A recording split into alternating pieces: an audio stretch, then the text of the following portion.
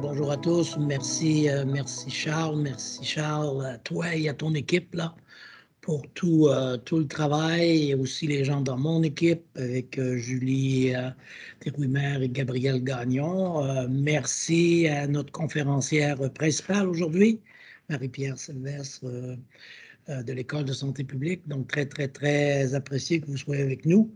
La séance d'aujourd'hui, le webinaire d'aujourd'hui est une première de deux sur les utilisateurs. Le premier aujourd'hui sur les utilisateurs de données. Vous, dans votre travail, probablement tous les jours, vous utilisez des données.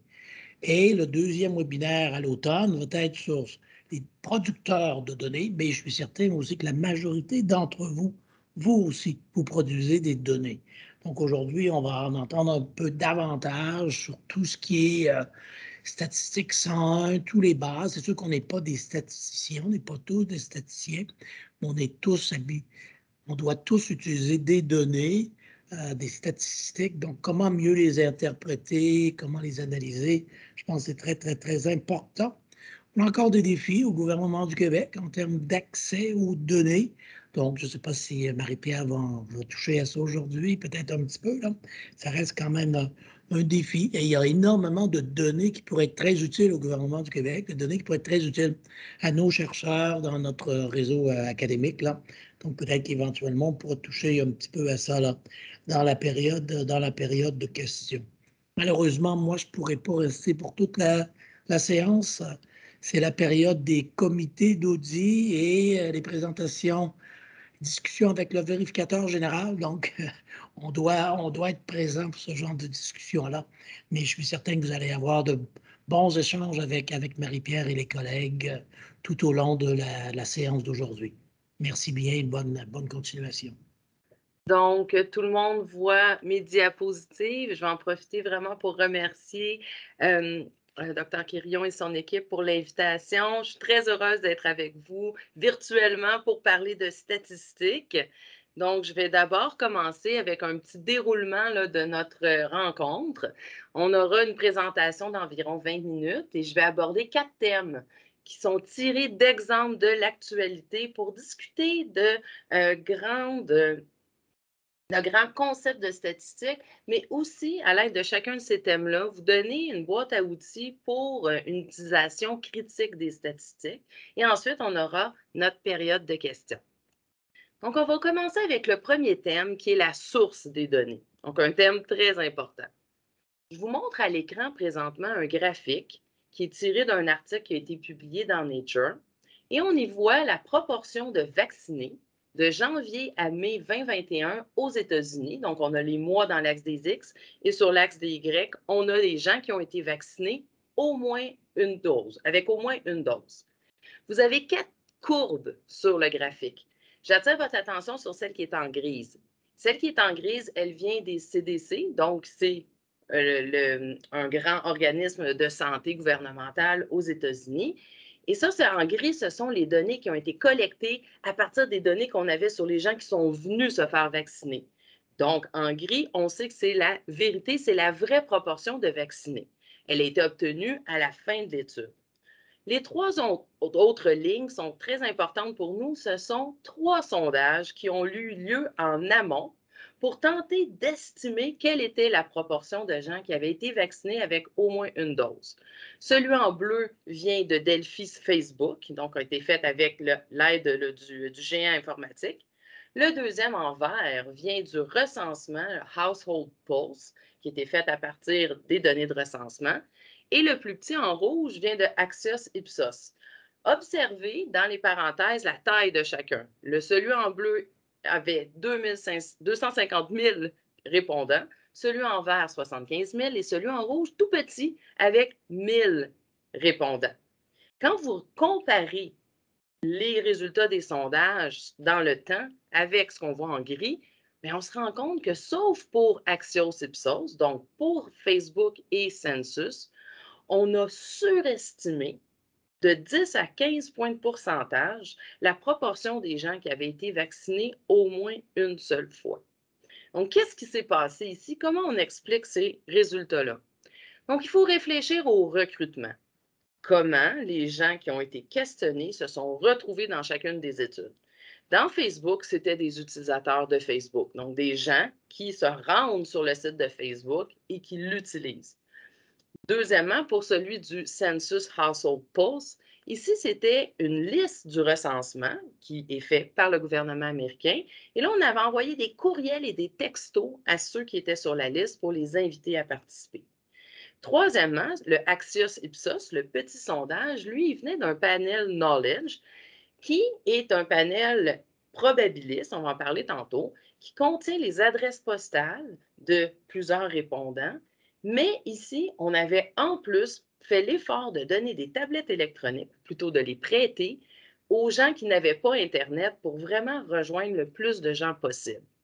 Et c'est là que les différences ont été les plus flagrantes.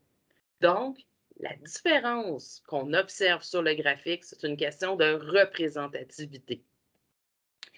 Dans le Delphi Facebook, celui qui est en bleu, on a eu une surreprésentation des Blancs, une sous-représentation de la population qui avait un diplôme, qui n'avait pas de diplôme d'études secondaires, une représentation qui était erronée comparée à celle de la population pour ce qui est de l'allégeance politique, des milieux urbains, des milieux ruraux. Donc, l'échantillon auquel on avait accès ne représentait pas la population américaine avec fidélité.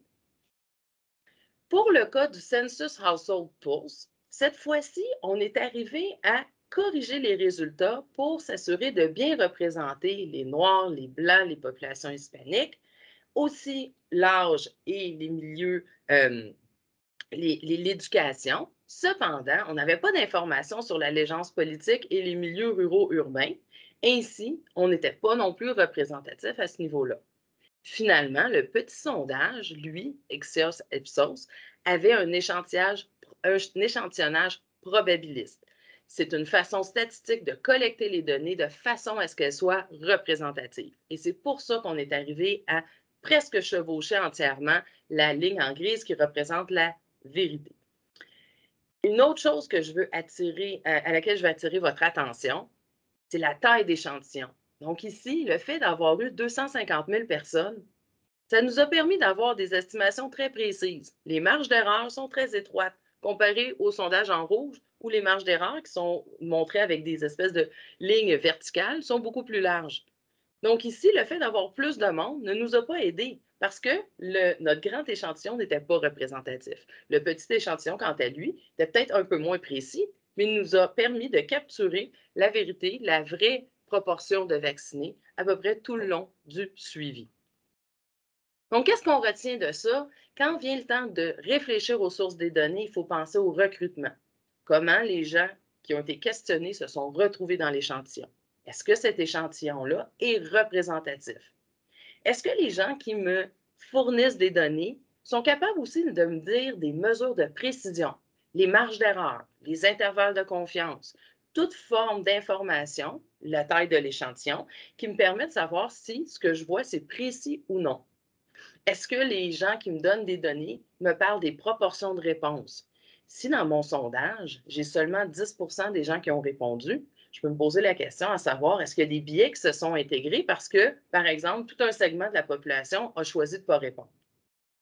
Et aussi, finalement, on l'a vu avec mon exemple, il est possible d'être précis et erroné. Donc, ne pas confondre ces deux concepts-là, la précision, donc avoir un intervalle de confiance ou une marge d'erreur très fine, et l'erreur, c'est-à-dire ne pas avoir capturé la vraie valeur qu'on cherchait à l'aide de nos statistiques. Très bien. Maintenant, on va parler des représentations graphiques des données. On a collecté les données. Est-ce qu'on est capable de les représenter de façon informative et fidèle? Donc, je vais vous montrer un exemple ici qui est apparu dans le journal de 20 heures de France, un peu l'équivalent de notre téléjournal, au début de la pandémie de COVID-19. Donc, ici, on montre le nombre de tests pour 1000 habitants dans 4 pays d'Europe.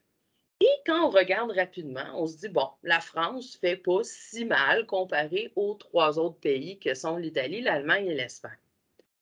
Maintenant, je vais vous montrer un graphique modifié. Voilà.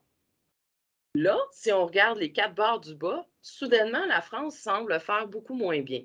Tout ce que j'ai fait ici, c'est utiliser les bonnes proportions pour représenter mes chiffres. 7 versus 22, 21 et 20, beaucoup plus distant que le graphique du haut nous laissait comprendre.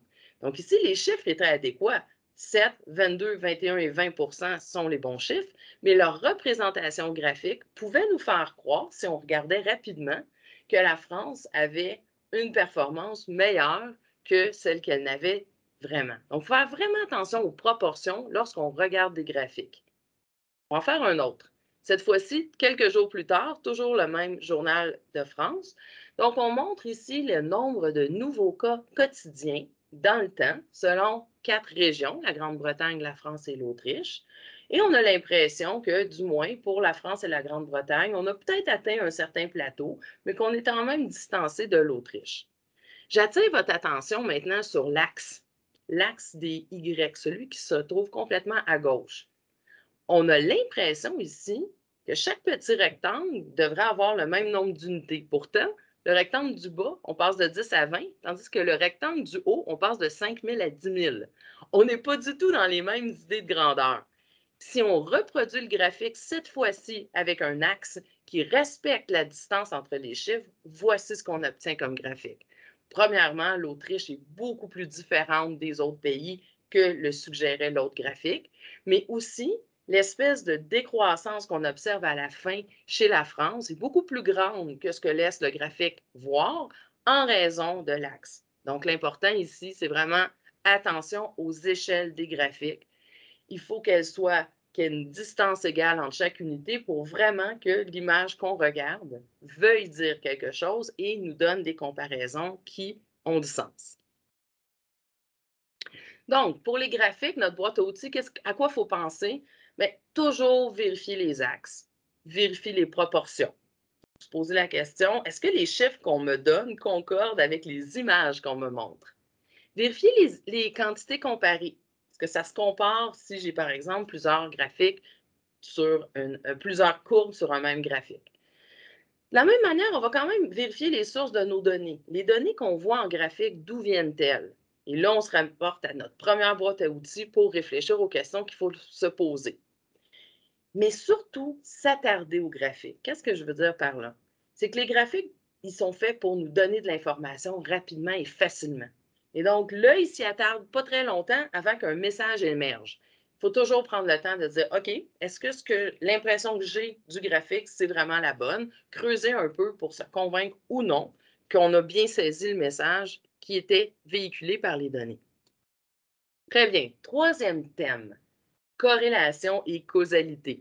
On le sait, corrélation et causalité, ce n'est pas la même chose. Causalité, il y a vraiment un facteur qui a un impact sur un autre facteur. Corrélation, c'est deux choses qui se produisent en même temps sans être nécessairement liées par la causalité. Donc, pour en discuter, on va commencer avec un exemple farfelu. On va regarder les morts par noyade et la consommation de crème glacée en Espagne en 2018. Donc, vous avez les deux courbes, les décès par noyade en rouge avec le nombre de morts sur la gauche et sur la droite, le million de kilogrammes de crème glacée qui a été consommé et la consommation de crème glacée en millions de kilogrammes en bleu. On regarde ça, ces courbes-là semblent vraiment bouger ensemble et on pourrait se dire, ben, faire l'hypothèse que oui, quelqu'un qui mange beaucoup de crème glacée va avoir des crampes, va se baigner, risque de se noyer. Donc, on pourrait voir une causalité entre ces deux variables-là. Donc, ici, dans notre graphique, la crème glacée, ça cause les noyades parce que les gens ont des crampes. Cependant, il y a un troisième facteur qui est un petit peu plus plausible, c'est l'été. L'été, on mange de la crème glacée. L'été, on se baigne, mais il n'y a aucune relation entre le fait de manger de la crème glacée et de se noyer. C'est simplement que ces deux variables-là se produisent plus souvent l'été. Ça va, c'est relativement simple. Maintenant, on va parler d'un exemple qui ressemble à ça, mais au niveau de la COVID. On va discuter des inhibiteurs du système rénine-angiotensine-aldostérone, donc, et le risque d'infection COVID-19. Je ne vous amènerai pas ici très loin dans tout ce qui est médicaments. C'est l'idée ici qu'on a eue au début de la pandémie. On a observé que beaucoup de gens qui avaient la COVID, qui étaient infectés, prenaient des médicaments contre l'hypertension. Et comme certains de ces médicaments-là, qui sont les fameux inhibiteurs dont j'ai parlé en donnant le titre, c'est aussi des médicaments qui modifient l'expression de l'enzyme de conversion de l'angiotensine 2. Ça, c'est le bout qui est important de comprendre que c'était à ce moment-là une voie qu'on qu'on y faisait l'hypothèse qu'elle pouvait aider le SRAS-CoV-2, donc le virus relié à la COVID, à pénétrer dans les cellules humaines. Là, on s'est dit, oh, est-ce que les gens qui prennent ce type de médicament-là courent un risque accru d'être infectés et est-ce qu'ils devraient cesser les traitements? Donc, ici, il y a des études qui sont sorties, heureusement, assez rapidement, dans le New England Journal of Medicine, qui est quand même une référence en la matière, qui a observé que oui, il y avait plus de gens qui étaient des cas de COVID qui prenaient des médicaments contre l'hypertension, mais ce n'était pas ça qui expliquait le fait qu'ils aient la COVID. C'était davantage qu'ils prenaient ces médicaments-là parce qu'ils avaient des conditions, des maladies cardiovasculaires et que ces maladies-là les rendaient plus à risque de développer des complications de la COVID. Et ça, ces résultats-là ont été confirmés par 2 autres études par la suite. Donc, si on reprend notre schéma de tantôt, on a nos médicaments contre l'hypertension, qui est l'équivalent de notre crème glacée. On a notre risque accru d'infection, qui est l'équivalent de la COVID. Mais la cause de chacun de ces deux images en bleu, ici, c'est les maladies cardiovasculaires. Donc, il n'y a pas de lien entre le médicament et la COVID, c'est la maladie cardiovasculaire qui est la cause de ces deux variables-là. Donc, comment réfléchir, disons, à la causalité et la corrélation lorsqu'on voit des statistiques? Bien, premièrement, vérifier la plausibilité de la causalité. Est-ce que c'est possible que le médicament cause ici une hausse des cas de COVID? C'était suffisamment possible ici pour qu'on ait faire des études subséquentes. Donc, il faut se poser la question. Essayez d'identifier une troisième variable explicative. Est-ce qu'il y a d'autres raisons qui expliquent que deux variables se bougent ensemble, si on veut? Réfléchir à la temporalité des variables pour qu'il y ait une relation cause à effet. Il y en a une qui doit venir avant l'autre. Et ça, souvent, nos données peuvent nous aider à investiguer cette question-là et considérer des explications alternatives. Et c'est d'ici que souvent, on a peut-être des hypothèses au niveau des statistiques, mais il faut aller chercher des connaissances externes pour essayer de bien comprendre si on voit une relation de corrélation ou une relation de causalité. Donc, le dernier thème qu'on va aborder, c'est les mesures relatives et les mesures absolues. On va le faire avec 2 exemples. Donc, le premier, on va discuter du risque de thrombose associé au vaccin AstraZeneca. Donc, on se rapporte, il y a à peu près un an, le 20 avril 2021, Québec permet la vaccination des gens qui ont 40 à 50 ans avec AstraZeneca. Et moi, je m'en souviens très bien parce que j'étais dans le public cible de cette campagne-là. Et on avait l'information qu'il y avait un risque de thrombose associé avec le vaccin. Mais à ce moment-là, pour cette population-là, les 45-50 ans, c'était le risque ou pas de vaccin. Donc, il fallait vraiment faire des décisions rapides.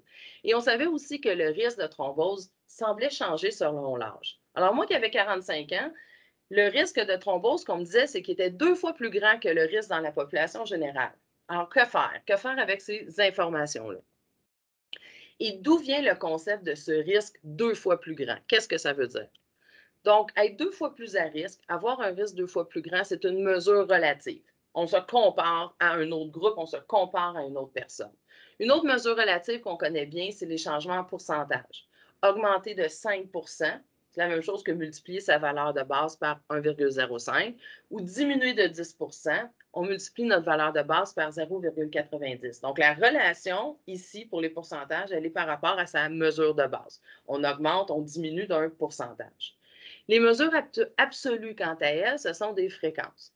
Par exemple, 32 cas par 100 000 personnes, donc, ou un risque de une chance sur 10. Ça, ce sont vraiment des mesures absolues, des fréquences qui nous disent vraiment quel est le risque, pas en comparaison avec d'autres groupes, mais le risque en termes de valeur qu'on va dire en absolu.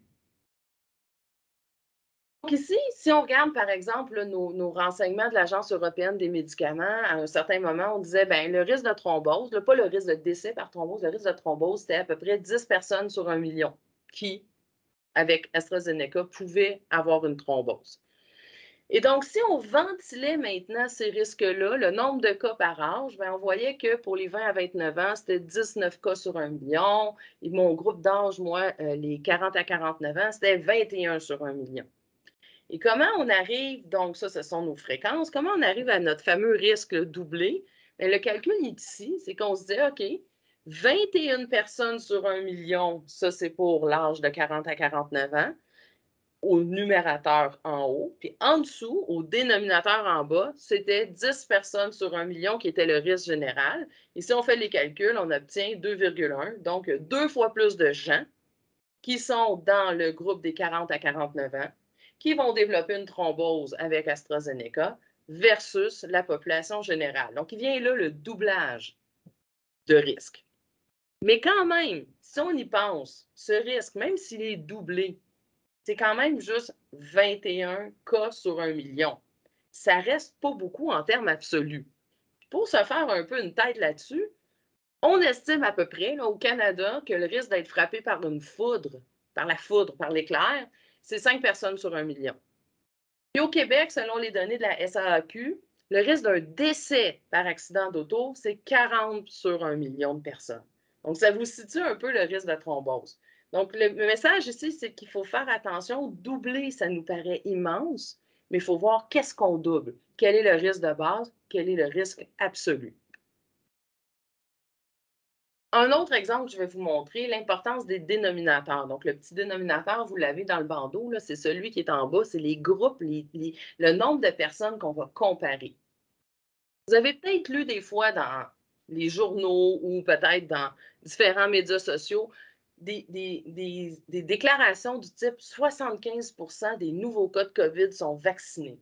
Et donc, on se pose la question, est-ce que c'est préoccupant? Est-ce que c'est parce que le vaccin ne fonctionne pas que 75 des gens qui l'ont, des cas, sont vaccinés? Qu'est-ce qui se passe? Et donc, ici, on va décortiquer comment on doit approcher ce genre de calcul-là, comment les dénominateurs sont importants. Donc, on va se prendre un exemple fictif, mais qui est assez dans les extrêmes pour vraiment comprendre ce qui se passe. Et on va aller chercher, premièrement, le 75 il vient de où? Donc, imaginons qu'on a 200 nouveaux cas de COVID, puis 50 000 de ces 200 000-là ne sont pas vaccinés. C'est 50 000 sur 200 000, c'est 25 donc on a un quart, trois quarts des gens qui sont vaccinés. Donc, il vient de là le 75 Cependant, moi, ce que je vais vous le dire, c'est que le diviser par 200 000, d'aller voir la proportion des gens qui sont vaccinés à partir des nouveaux cas, ce n'est pas la bonne façon d'approcher le problème pour comprendre ce qui se passe. Quand on veut se demander si on a la chance, si on a la chance ou la malchance d'attraper la COVID, il faut le faire selon son statut vaccinal. Donc ici, on va se prendre une population de 10 millions avec une proportion de vaccination de 99 Ça veut dire que 99 de 10 millions, il y a un très grand nombre, donc 9 900 000 personnes qui sont vaccinées, puis un très petit nombre de 10 millions, 100 000 personnes qui ne le sont pas. Donc, on a séparé notre population entre vaccinés et non vaccinés. Et là, on va aller chercher le risque d'infection, le risque de devenir un cas de COVID chez les non vaccinés. C'est notre fameux 50 000 divisé par 100 000, c'est à peu près 50 Donc, chez les 100 000 qui ne sont pas vaccinés, le risque de COVID est 1 sur 2. Cependant, chez ceux qui sont vaccinés, chez les 9 900 000 vaccinés, il y aura juste 150 000 nouveaux cas. Ça, c'est 1,5 beaucoup plus petit. Donc, vous voyez, l'important, c'est ce qu'on a mis en bas de notre fraction. On a comparé selon les vaccinés et les non vaccinés. On a utilisé les bons dénominateurs. Et cette fois-ci, les non vaccinés ont 33 fois plus de chances d'être infectés que ceux qui ne le sont pas. Donc, ici, ça met de l'avant l'importance de regarder les bons dénominateurs lorsqu'on fait des comparaisons. Donc, ici, pour notre boîte à outils, donc pour les mesures relatives et absolues, première chose, se méfier d'un changement en pourcentage ou relatif. 3 fois plus de risque, augmentation de 50 si on ne nous donne pas le risque de base. Il faudrait avoir les deux, un à côté de l'autre.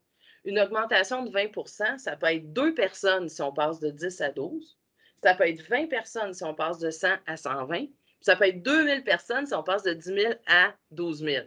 Donc, il faut le 10, le 100 ou le 10 000 pour nous donner une idée du nombre de personnes ou du nombre de choses qu'on calcule qui est impacté par ce fameux augmentation de 20 Et aussi, utiliser les bons dénominateurs quand on compare nos vaccinés, nos pas vaccinés, ou peu importe le type de comparaison qui nous intéresse. Donc voilà, j'ai fait le tour là, des 4 thèmes que je voulais aborder avec vous. Je voudrais vraiment remercier là, mon équipe, mes étudiants avec qui on a fait une séance de remue-ménage pour vous trouver les exemples qui nous semblaient les plus parlants possibles, mais aussi j'ai mis là des sources d'informations qui sont très, très, très importantes, très intéressantes pour réfléchir à comment la statistique s'invite dans beaucoup de ce qu'on lit dans les journaux, puis comment vraiment bien comprendre tout ça. Donc, on est rendu à la période de questions et de discussions. Je vais sortir de la présentation pour qu'on puisse maintenant échanger sur ce que tout ça veut dire, peut-être dans vos prises de décision tous les jours là, dans les carrières que vous avez. Donc voilà, merci beaucoup tout le monde. Merci beaucoup, Madame Sylvestre, pour cette conférence. Donc, un grand merci également d'avoir dissocié la consommation de crème glacée des noyades. Je crois qu'avec votre intervention, là, on va voir un effet sur la consommation de crème glacée au cours des prochaines semaines au Québec. La période de questions est ouverte présentement. Nous avons une première intervention de Pierre-Antoine. S'il vous plaît, faire une précision sur la différence entre précision et erronée, s'il vous plaît.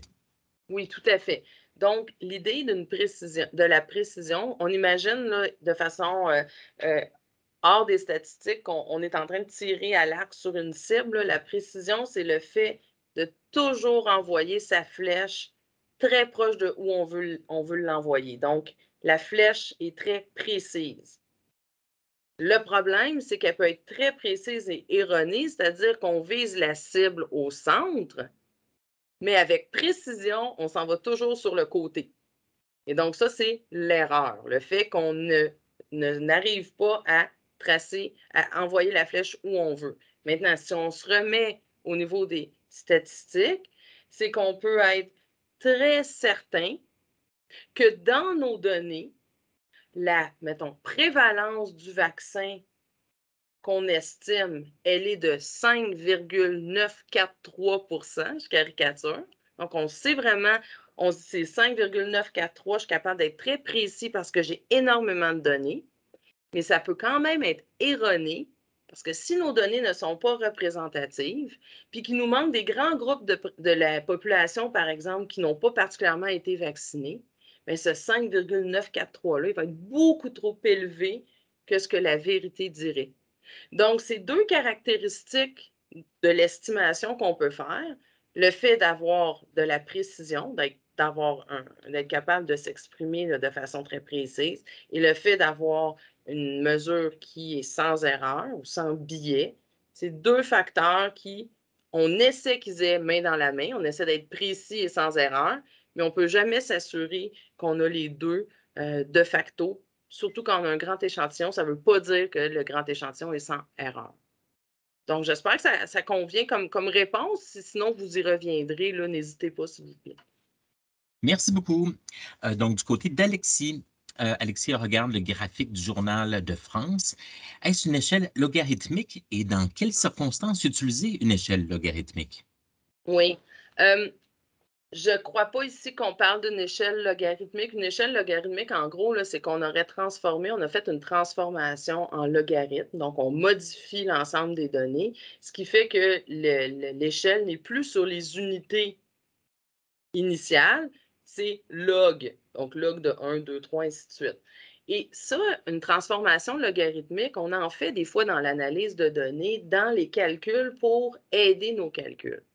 Mais très rarement, on va montrer, en tout cas dans les statistiques populationnelles, très rarement, on va montrer des échelles sur une échelle autre que l'échelle d'origine, donc par exemple sur une échelle logarithmique, parce que ça en rend l'interprétation terriblement difficile. Je ne crois pas que personne d'entre nous pense en façon logarithmique. On pense en façon d'unité de base. Et donc, si on avait eu l'intention de montrer un graphique en unité logarithmique, il faut que ça soit très, très clair que c'est le cas. Il faut l'écrire. Et il faut qu'on transmette aux gens qui vont regarder ce graphique-là qu'on est en échelle logarithmique qui peut aplanir ou rendre faire différer les courbes qu'on montre. Donc ici, je pense que c'est davantage qu'on a voulu tout montrer sur un graphique sans réfléchir énormément à ce que ça faisait comme distorsion lorsqu'on allait modifier les axes, les unités dans nos axes. Merci. Du côté de Chantal, vous n'avez pas parlé d'études randomisées. Pouvez-vous expliquer ce que cela signifie? Tout à fait. Donc, une étude randomisée, premièrement, c'est une étude dans laquelle on fait une expérience. Donc, on a une intervention qu'on veut vraiment étudier. On va prendre un cas où on a un médicament, où on veut, par exemple, voir si le médicament est bon pour abaisser la pression artérielle. Et donc, étant donné qu'il y a énormément de facteurs qui peuvent venir affecter la pression artérielle et que nous, c'est seulement le facteur du médicament qui nous intéresse, on va procéder à ce qu'on appelle la randomisation. On va avoir 2 groupes de participants et au hasard, on va assigner chacun des participants à soit être dans le groupe traitement qui va recevoir le médicament ou être dans le groupe placebo qui ne recevra pas de médicament ou qui recevra un autre traitement que celui qui nous intéresse. Et donc, une fois que nos patients sont divisés comme ça en 2 groupes de façon aléatoire, on va donner le traitement à un groupe et pas à l'autre et on va attendre, disons, peut-être, je ne sais pas, 4 mois plus tard et on va regarder la pression artérielle. Et la beauté de ce devis, parce que c'est un devis d'étude, la beauté de ce devis d'étude-là, c'est que par hasard, étant donné qu'on a assigné les participants à chacun des 2 groupes de façon aléatoire, toutes les caractéristiques qui devraient influencer la pression artérielle, telles que l'âge, l'alimentation qui est riche en sel, le manque d'activité physique, vont se distribuer de façon équitable entre mes 2 groupes. Et donc, à la fin de mon étude, la seule raison qui va faire que la pression artérielle diffère entre mon groupe d'intervention de médicaments et mon groupe placebo, ça va être attribuable aux médicaments parce que toutes les autres caractéristiques se seront balancées par hasard ou de façon aléatoire. Et ça nous permet donc d'isoler l'effet, par exemple, d'une intervention telle qu'un médicament sur une issue de santé comme la pression artérielle.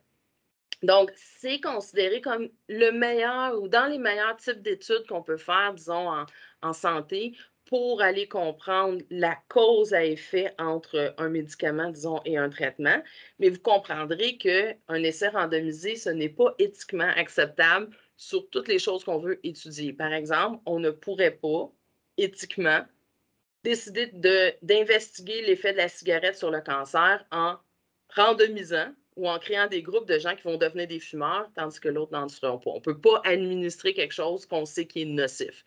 Donc, ça ne fonctionne pas dans tous les types de questions de recherche auxquelles on fait face, mais c'est clairement un des plus beaux outils qu'on a pour étudier là, en médecine puis en santé publique et dans d'autres domaines.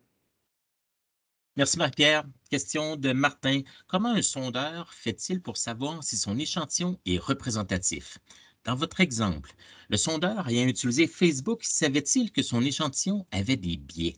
Faut-il toujours être sceptique d'un sondage basé sur un questionnaire web, ce qui semble être désormais la forme la plus courante, il me semble? Très bonne question. Donc, un ensemble de questions. Donc, a posteriori, une fois qu'on a collecté notre échantillon, si on ne l'a pas fait avec toutes les règles de l'art pour le rendre représentatif, dont je vais parler tantôt. Donc, si on a juste pris un sondage sur Internet ou on a pris un sondage Facebook, on ne peut pas, après, a posteriori, s'assurer que le sondage est représentatif. On ne peut pas valider la représentativité une fois que c'est collecté.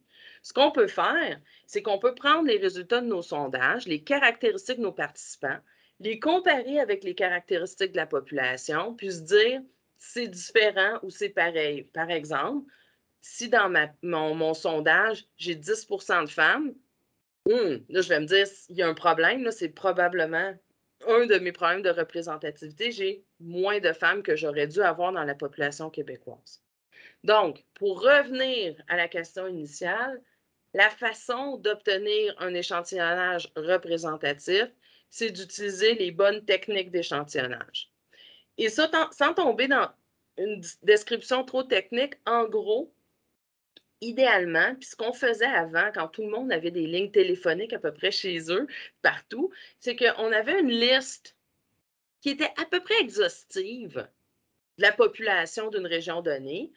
Et là, on pouvait aller dire, ben, je vais aller échantillonner un tel pourcentage de personnes de telles caractéristiques, ou je pouvais aller échantillonner de façon aléatoire, puis je pouvais m'assurer que tout le monde était listé, tout le monde avait une chance de participer, puis je connaissais les caractéristiques.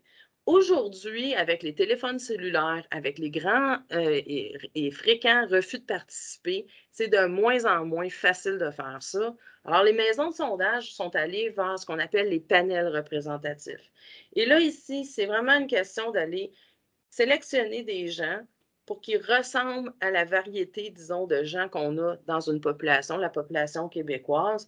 Et là, c'est tout un calcul de pondération, de dire, bien, peut-être que si moi, je suis une femme de tel âge, de tel profil, je vais représenter, quand je réponds, 2 de la population. Puis quelqu'un qui a un autre profil va représenter 3 de la population. Et donc, les maisons de sondage travaillent très fort pour fabriquer ce type de sondage représentatif. C'est donc difficile, c'est coûteux, mais c'est notre meilleure alternative actuellement. Et donc, pour revenir à votre autre question, si nos yeux tombent sur un sondage sur Internet qui a été fait comme ça, qu'on n'a pas trop de discussion de est-ce que c'est un panel représentatif? Si le mot représentatif ou probabiliste n'apparaît pas, je pense qu'il faut se poser la sérieuse question à savoir si c'est représentatif et se dire que ça se peut très bien que ça ne le soit pas et que les statistiques qu'on nous rapporte pourraient être erronées. Et comme on l'a vu dans mon exemple au début, on avait une erreur là, de 10 à 15 points de pourcentage, donc assez sévère. Donc, il faut une méfiance et je terminerai en disant que c'est probablement pas étranger avec le fait que ces temps-ci, nos sondages politiques, dans certains cas, ont beaucoup de difficultés à capturer qu'est-ce qui se passe au niveau des intentions de vote.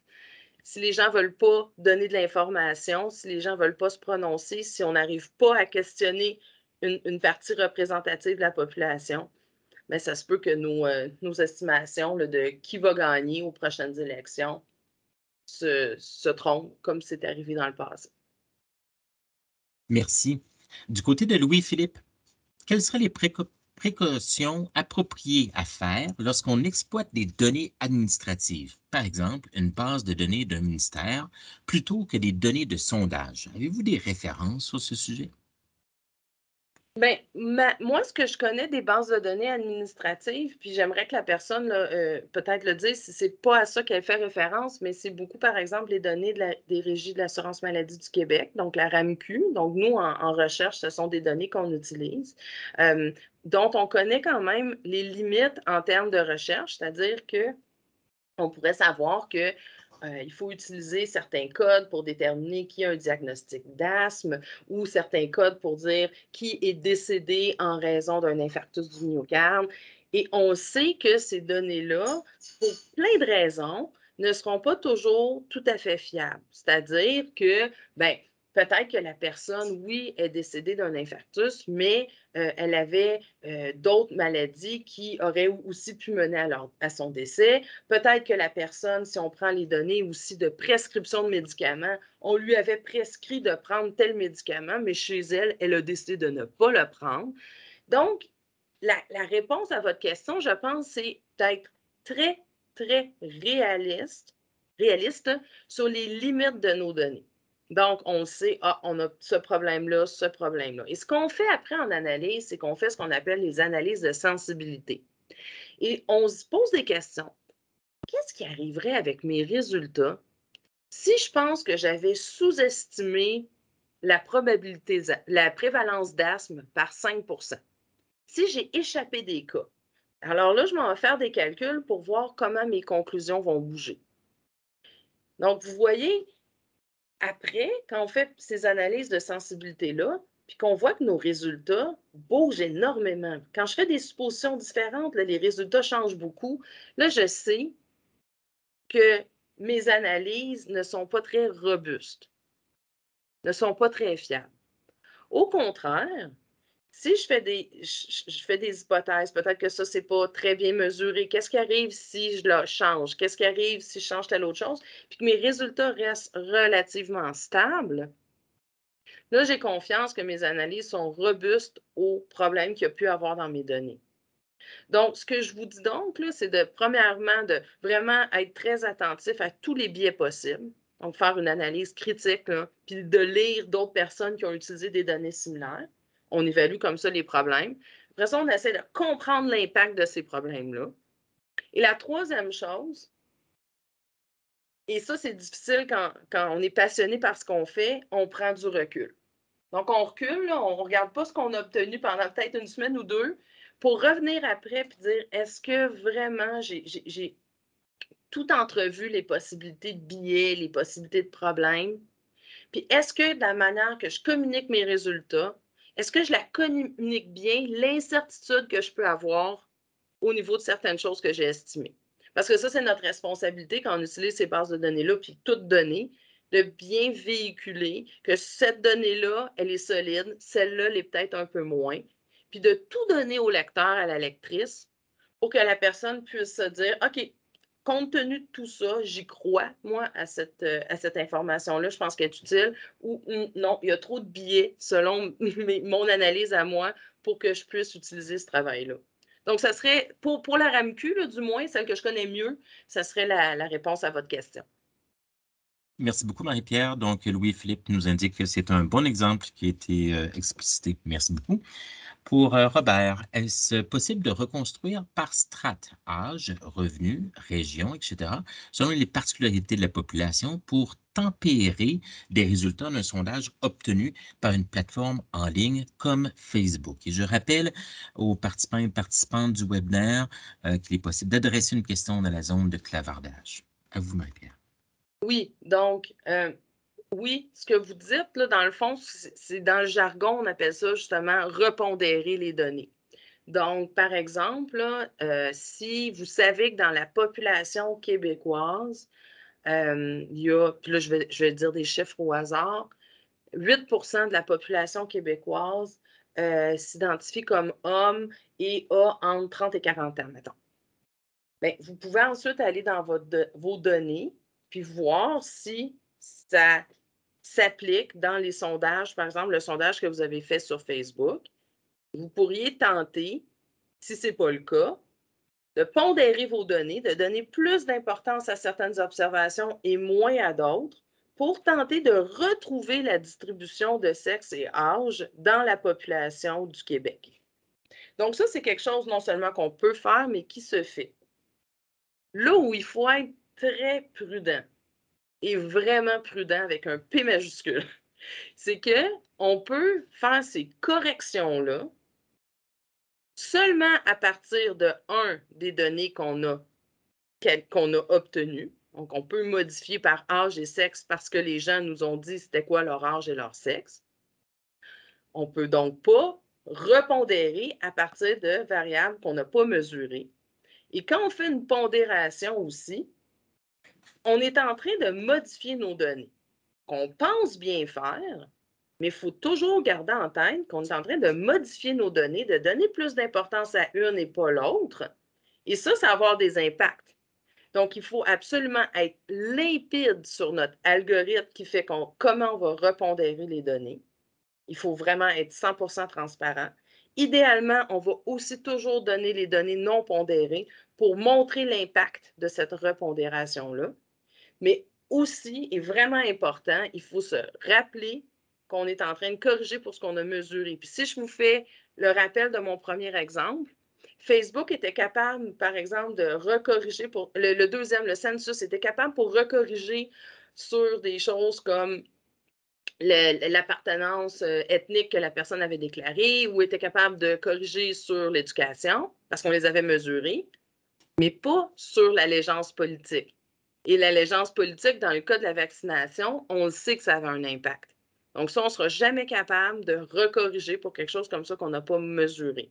Donc, en conclusion, oui, on peut des fois améliorer ce qui s'est fait avec un sondage, mais il n'y a rien qui va battre un sondage qui a été pensé de façon et effectué en échantillonnage probabiliste, donc qui a été depuis le début réfléchi pour être représentatif. Ça sera toujours supérieur à toute forme d'arrangement ou, entre guillemets, de bricolage qu'on pourra faire à partir de données déjà colligées. Merci beaucoup. Dernière question dans la file d'attente. Question de Carl. Avez-vous des suggestions de livres ou d'auteurs sur l'introduction aux statistiques? Oui, il y a un livre dont l'auteur est Anselme. Je pense que ça s'appelle quelque chose comme Statistiques épidémiologiques. C'est sûr que c'est un livre qui a un angle un petit peu plus médical, mais on n'est pas en train là, de parler là, de médecine. C'est juste que les exemples sont dans ce domaine-là. Je trouve que c'est un livre qui est intéressant, qui se lit bien, qui a beaucoup d'exemples et qui tente de ne pas tomber dans le jargon. Une autre source qui est hyper intéressante, là, c'est le site web de Statistique Canada et sûrement que notre équivalent au Québec là, a des ressources comme ça qui peuvent être vraiment intéressantes. Je sais que Statistique Canada ont des pages assez bien vulgarisées sur toutes ces idées d'échantillonnage-là. Puis on sait qu'il y a plein de noms qui circulent, donc essaie de faire le ménage là-dedans. Donc ça, j'irai voir ça. Ça serait, disons, mes deux ressources là, qui me viennent en tête. Si j'en ai d'autres, là, je pourrais les communiquer à l'équipe. Le livre, donc, c'est Anselme et je pense que ça s'appelle Statistique épidémiologie. C'est publié en France et il vient de sortir ou il va sortir une nouvelle édition. Anselme, c'est A-N-S-E-L-M-E. Je ne me souviens plus du prénom de l'auteur. Ben voilà, quelqu'un l'a déjà trouvé. Bravo. Parfait, merci beaucoup. Merci aux participants et participantes qui contribuent avec des hyperliens ou des interventions en mode clavardage. Petite question du côté d'Alexis, il n'y a pas un enjeu de surreprésenter des catégories avec très peu de réponses en pondérant? Donc, les catégories avec très peu de réponses, est-ce que vous faites référence aux gens qui auraient omis de répondre à certaines questions? Parce qu'il y a deux choses ici. Des fois, ce qu'on va faire, c'est repondérer, par exemple, si on veut, sur le territoire, s'assurer qu'on a une représentation des gens qui se disent d'origine Première Nation, supposons. On ne peut pas simplement aller partout partout dans le territoire de façon équitable parce que les gens habitent dans des endroits plus spécifiques que d'autres. Donc, on peut faire notre échantillon comme ça pour s'assurer d'aller chercher différentes personnes avec différentes caractéristiques. Donc, OK, donc là, vous avez expliqué ce que vous voulez dire. Donc, j'ai 3 personnes d'origine latino dans mon échantillon de 1000 alors qu'ils représentent 20 de la population. Exactement. Donc, si vous avez échantillonné sans trop réfléchir, par exemple, à vous assurer de capturer tout le monde que vous vouliez, vous allez peut-être vous retrouver en effet à dire oups, j'ai juste 3 personnes et je vais être obligé de faire une inflation de ces personnes-là, de les pondérer pour qu'elles représentent 20 Alors là, vous mettez énormément de poids sur 3 personnes qui elles-mêmes sont peut-être pas représentatives de la communauté latino au complet, probablement pas, qui ont leur façon de répondre. Et ça va être une faiblesse de votre sondage. Et ça revient au point où je parlais tantôt, post-hoc, après. On peut essayer de réparer comme ça, mais on va peut-être se retrouver avec le fait, comme vous le dites, de donner beaucoup de poids à 3 personnes.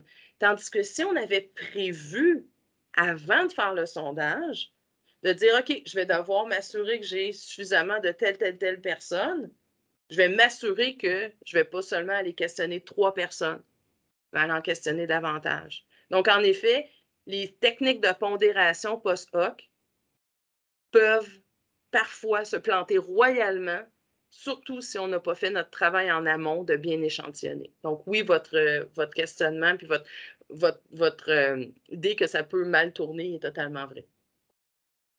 Merci beaucoup, Marie-Pierre. Donc, intervention de François dans le clavardage. C'est calculé comment les marges d'erreur doit-on entendre parler lorsque les résultats de sondage sont présentés? On Oui. entend parler, oui, tout à fait. Bon, les marges d'erreur, vous ne les voyez plus toujours maintenant. Vous les voyez quand ce sont des sondages probabilistes. Et l'idée de pouvoir calculer une marge d'erreur, c'est l'idée dont je parlais plus tôt, de parler de précision. Dans un sondage probabiliste, Ça ne veut pas dire que tout le monde a la même probabilité de se retrouver dans l'échantillon. Ce n'est pas ça que ça veut dire. Ça veut dire, par exemple, que chaque individu dans la population a une probabilité connue, calculable, de se retrouver dans mon échantillon, donc dans ce que moi j'ai collecté dans mon sondage.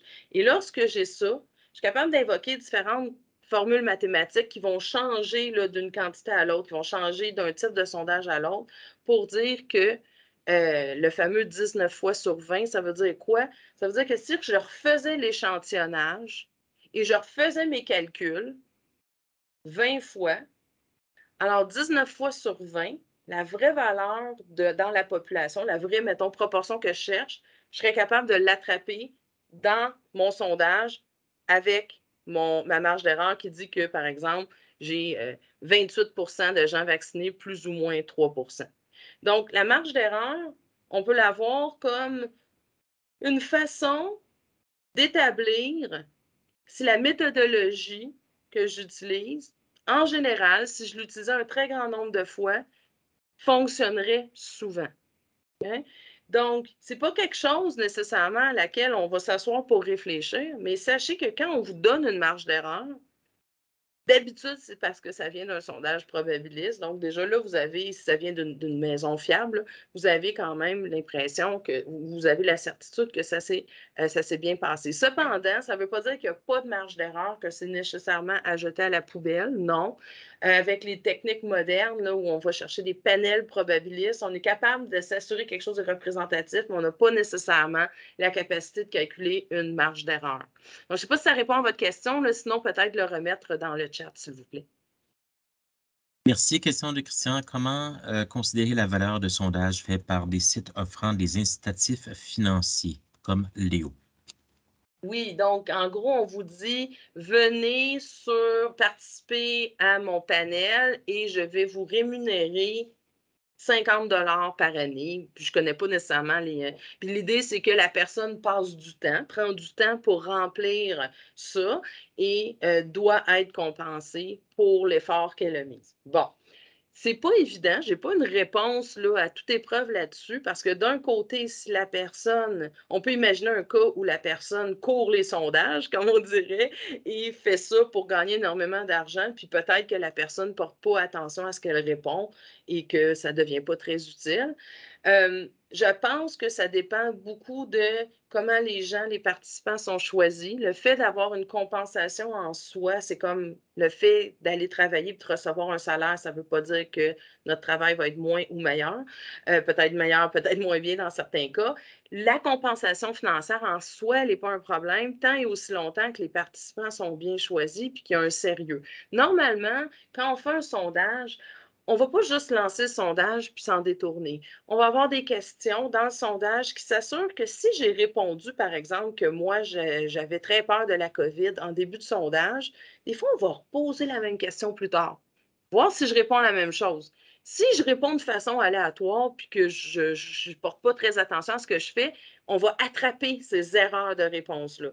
Donc, tout ça pour dire que dans un sondage qui est bien fait, outre l'aspect représentatif et tout ça d'échantillonnage, la construction du sondage est en général faite pour s'assurer qu'on attrape les gens qui ne prendraient peut-être pas ça au sérieux. Donc, tout ça pour dire que la réponse à votre question, je ne l'ai pas. Je ne pense pas que c'est nécessairement un problème, mais je pense qu'il faut quand même aller voir cette compensation-là. Qu'est-ce qu'elle veut dire au niveau de la sélection des participants?